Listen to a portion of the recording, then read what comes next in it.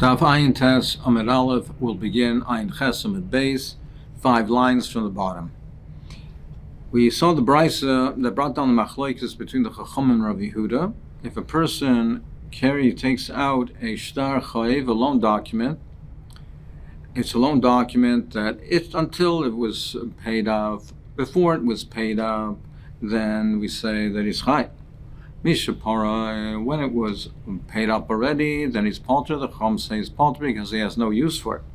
Rabbi Yehuda says that even if it was paid up, he still needs it, and therefore if he takes out this loan document, then he is chayev. So the Chacham say he's only chayev if he takes out the loan document if the loan wasn't paid. But once the loan is paid already, there's no purpose for this document, and therefore if he takes out his palter, Rabbi Yehuda says even if it's paid up, there is a need for it, and he's chayev. Rava gave one explanation of what the machlokes is. Abaya now is giving another explanation. Abaya the kuliyama star parua. Everybody agrees that it's also to keep in your possession a shtar that was paid up already. So if it was actually paid up, Abaya says that everyone would agree that if a person takes it out, he's palter because there's no need for such a shtar. Once the loan is paid up, then the shtar is also to keep it in your possession, so there's no purpose for it. So we're not talking where the shtar was actually paid up. So the more will define this in a moment. Abai says the machlokes is that if the borrower himself says that yes, he borrowed the money, he wrote the loan document, meaning the loan document was authentic, it's not forged, he did borrow the money. However, the issue over here is if the borrower says yes, he's moed shekasu, but he says he paid up the loan. Tanakama Savar might have the Tanakama holds that since the one who authenticated the document is the loiva, the borrower, and he is saying that he paid up already, so then you need independent verification. And we're talking in a case where it cannot be independently verified. It can't be independently verified, so even though the loiva himself said that he borrowed the money, but he's saying he paid it up, the loan document has no value because you cannot collect based on that loan document because it's a pesha also, pesha hitcher. The only reason that you have this shtar validated is because the loiva is maida, but he himself says he paid it up. So the Chacham say there is no value to this shtar. Rabbi Yehuda savar maida b'shtar shekasu ain't tzarich l'kaim. Rabbi Yehuda says no. Once he says that this shtar is authentic, that he did borrow the money, then he's not believed anymore to say that he paid it up, because what is a loan document doing in the hands of the malvin?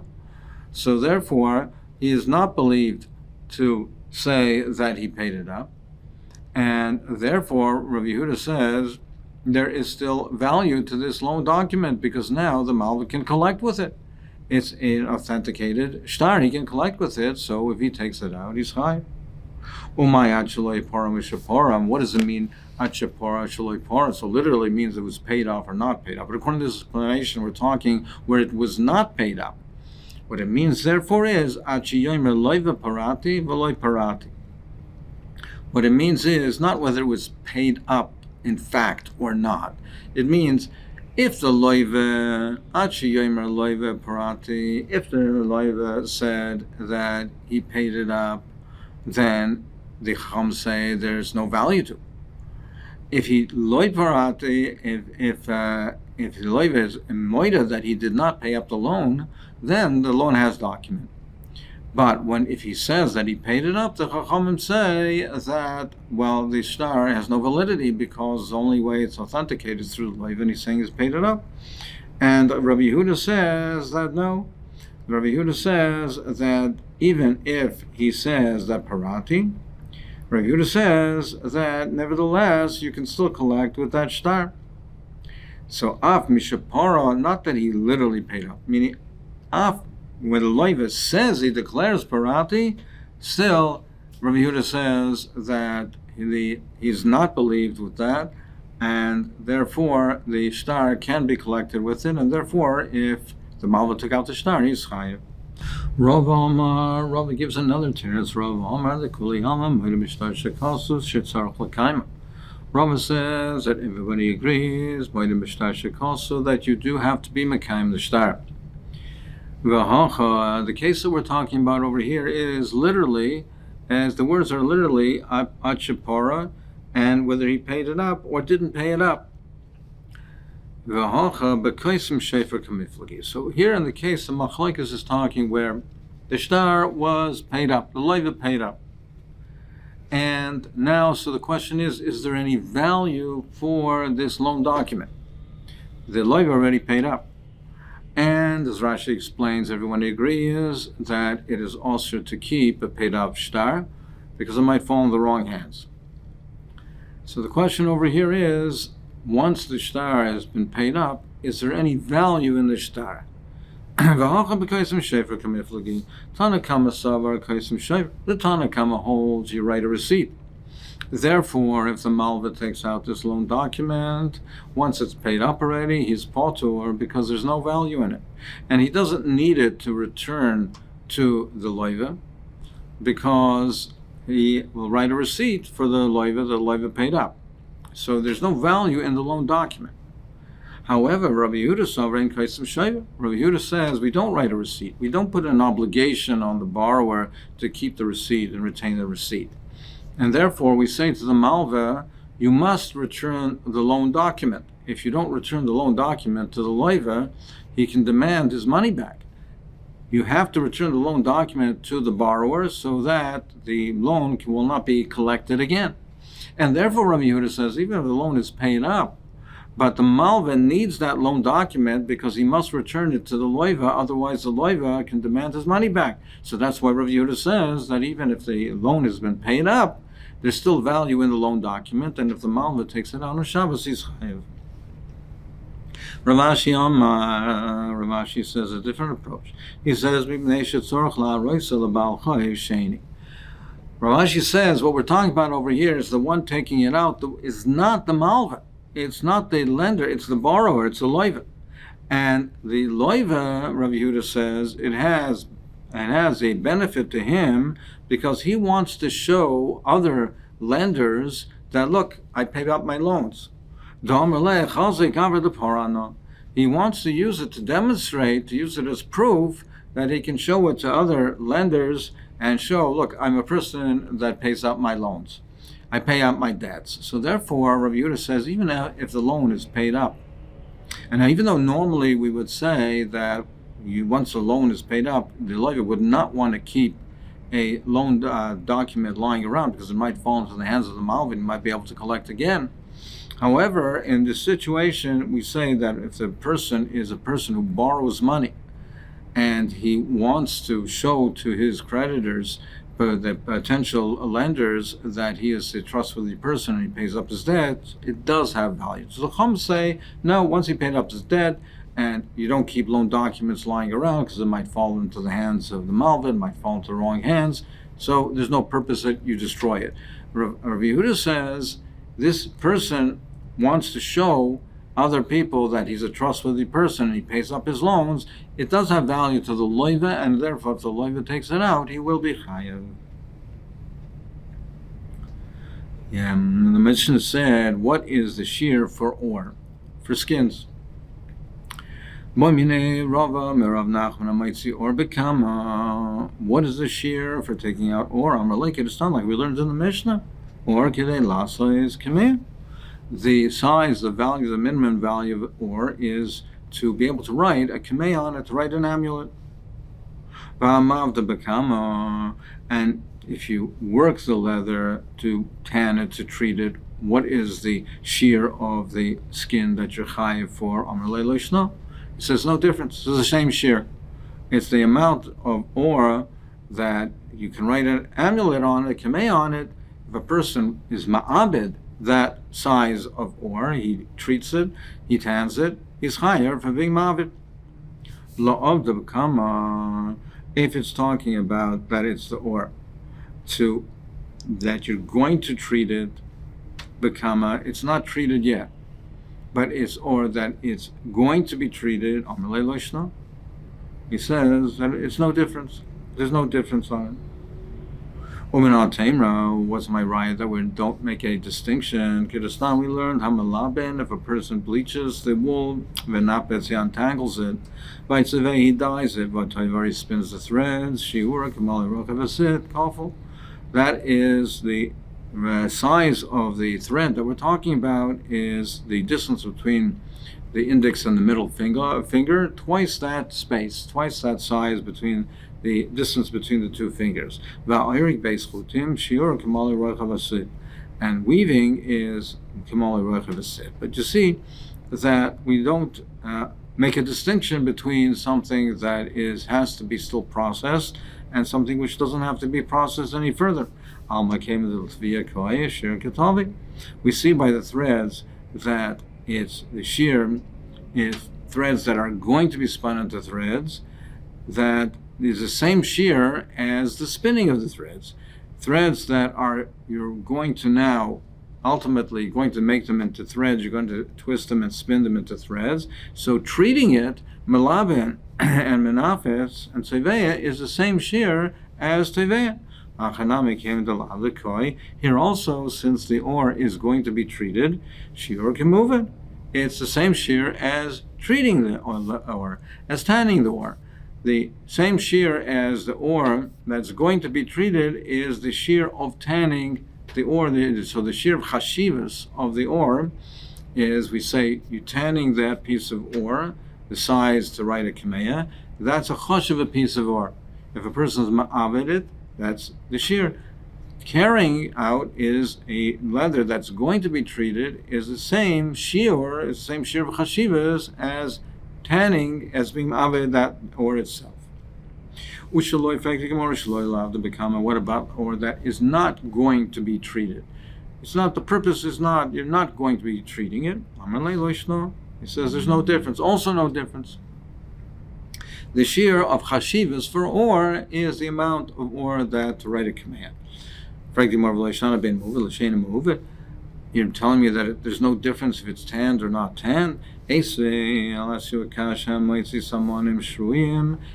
the shear of taking out, of carrying, of dyes, the samonim shruim, when they took the herbs, or they took the zroim, and they already soaked it in the water, and he takes out, what's the shear of chashivas for those zroim that are used for dyes that's already soaked in the water? Dugma, it is a shear to dye a sample. If a person wants to show a sample of the dye of the color, he does a small area of it to show as a sample. Leira, which is the same size as a small cloth that they put on the bobbin of the arev. They had a spool of thread with the arev that in the weaving process that went back and forth, and they had a small piece of cloth over there to close up the hole so it doesn't unravel. So that's the same shear. Now, but if we're talking about the samanim, the seeds that are for dyes that are not yet soaked in water, it's non-klipe agazim, the shells of agazim, of nuts, the klipe reminim, of pomegranate, sitim pua, safflower matters. So sitim is a blue color dye and pua is a red color dye. It's a different shear. It's not the same shear. It's the cloth to dye, the amount the chashivas is to dye the size of a cloth that a woman would put on a cap in her head. So you see that if it is not soaked, it's not shora, you need a larger shear for chashivas. So you see that we don't say mu'ubid is kein, mu'ubid is kemu'ubid. More answers, Marlo. The reason over there it's different is because Amarav Nachman, Amarav Baravu, Alavishain Adam, Terech Lishra Samanim, Lisvebam Dugma Lira. Because over there we say a person is not going to go through the bother of soaking the dyes, the zroim, for a tiny little bit. He's not going to go for the bother of soaking for a tiny one. If they're already going to soak the zroim, if they take those zroim and soak them, he'll do it for a larger amount. He's not going to go for to bother himself for a tiny little bit to soak them. But however, once he has samanim shruim, so the dye is, now when he has dye that can be applied, the shear is for something smaller. He will that has a chashivas for a dugma, that alone is choshev. To go through the process of soaking it, being shayred, he's not going to do it for a tiny little bit. Once he's doing it, he'll do it in a larger quantity. But once it's already soaked, the shear of chashivas is the dugma. What about the seeds in the garden? To become the zarina prior to planting them. Tanan zirainagina pachas mikagreiras. We say that the amount is zirainagina is pachas mikagreiras. It's less than a greiras. Rabbi Yehuda ben Seira Chamish. He says 5. Vila basur the zarina, but once it's already planted, we say tanan zeval v'choladak. What's the shir of chashivas for fertilizer or coarse sand? What is the shir of chashivas for it? So k'dei lizaval by kel shel kruv divrei Rabbi Akiva. It says to use it to fertilize a stalk of cabbage. Rabbi Chomoim k'dei lizaval kresha. They say to fertilize a leek. So you see that even once it's planted, we say that has chashivas. The seeds itself, we say you need 5 or approximately greiras. But once it's planted already, the fertilizer, the shear of chashivas, that plant is considered a choshev, even 1, and the fertilizer that's needed to fertilize that one stalk is already considered a choshev. So you see, we don't treat we don't treat something that's not processed like something that is processed. Or answers hard my law, or a papa, like we answered before. We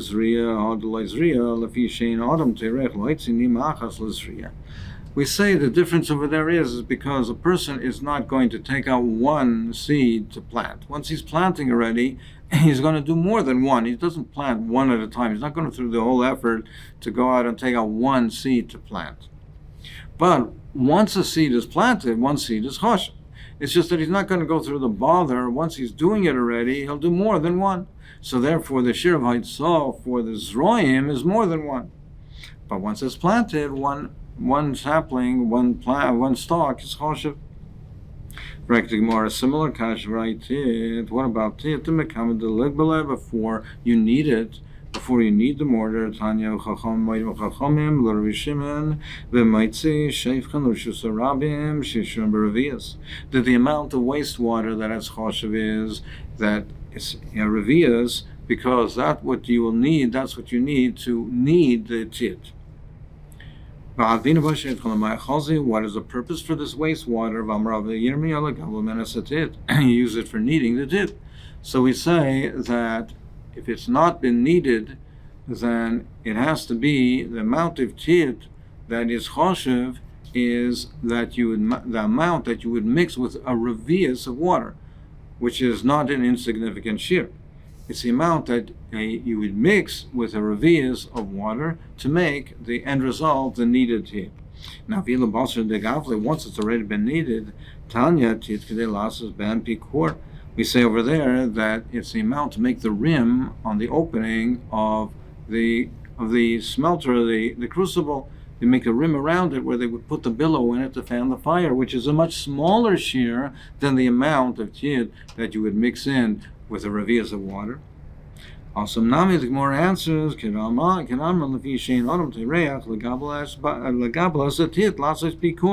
similarly, we answer because, again, a person would not, once he's going through the process of kneading the tit, he's not going to do it for a small quantity. Once he's doing it already, he'll do it for a larger quantity. Therefore, we say it's a revius. But the tit itself is choshev. Once you have the amount for a pikor, that's a choshev amount of tit, because that has an important application. So therefore, the water is to be megabel the tit, because the person is not megabel tiny little bits at one time. Once he goes through the effort of it and the tircha, to get himself dirty with it, he's going to do a larger quantity. But a little bit of tit, lasas pikor, that alone is choshev. There are 3 different types of skins that are treated. Matzah, v'chipa, v'diftera. These are the 3 different types. 3 different types of iris. Matzah. What is matzah? It's kimashmo. It's like its literal meaning would imply that it's plain, like matzah. That it's not, no additives. Udulei maliach, there's no salt. Udulei kamiach, and it's not treated with flour. Udulei ofitz, and it's not treated with gallnut juice. So it's not treated at all. It's plain. It's a plain skin.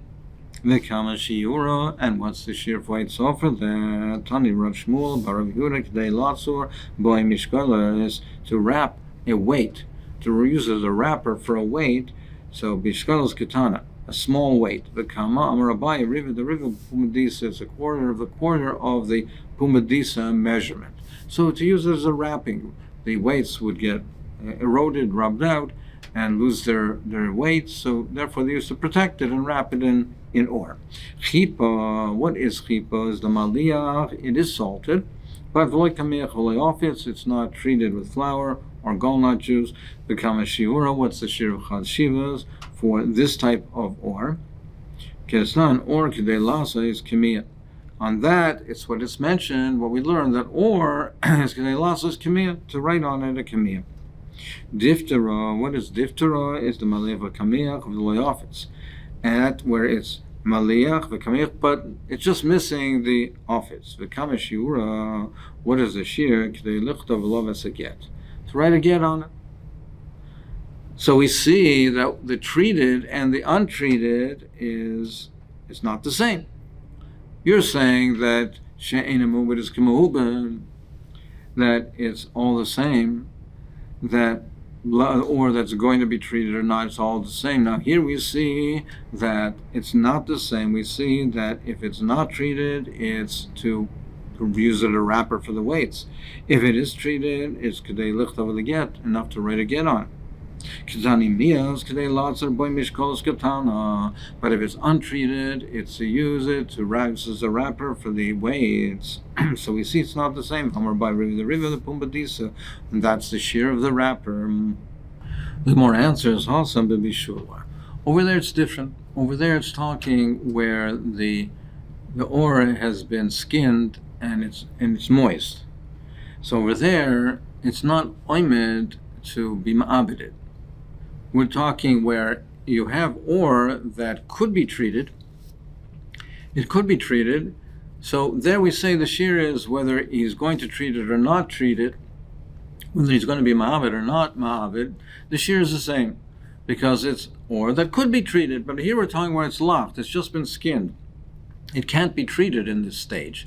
In the state that it's in now, it's not oimed to be ma'abed. So therefore, that's why there's a different shear that we say that it's used for the wrapping of the mishkales, whereas the treated one is lichtav is a get.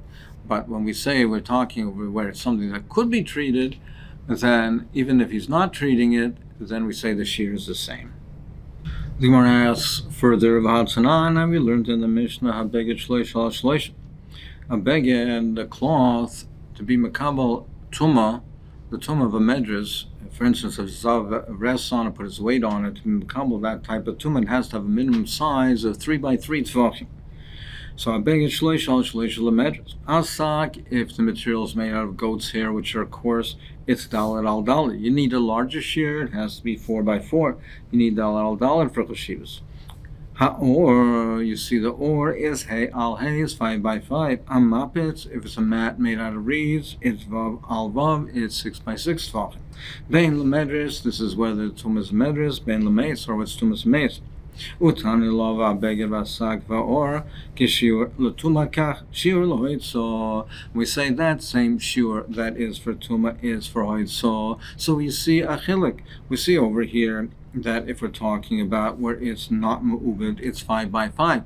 Our Mishnah says that the shear to make the either to write the kameya or to make the tik, to make the case for the kameya we're talking about is the shear of the or is for writing or making the tik for a kameya. So you see that there is a chilik. Here it says that the or is 5 by 5 tvachim. And in our Mishnah it says Kedei Lasois Kameya is for a Kameya, either to write a Kameya or to make a tik for a Kameya, but nevertheless you see there's a chilik being mu'ubin, sheina mu'ubin. More answers, hahu bekatuvla.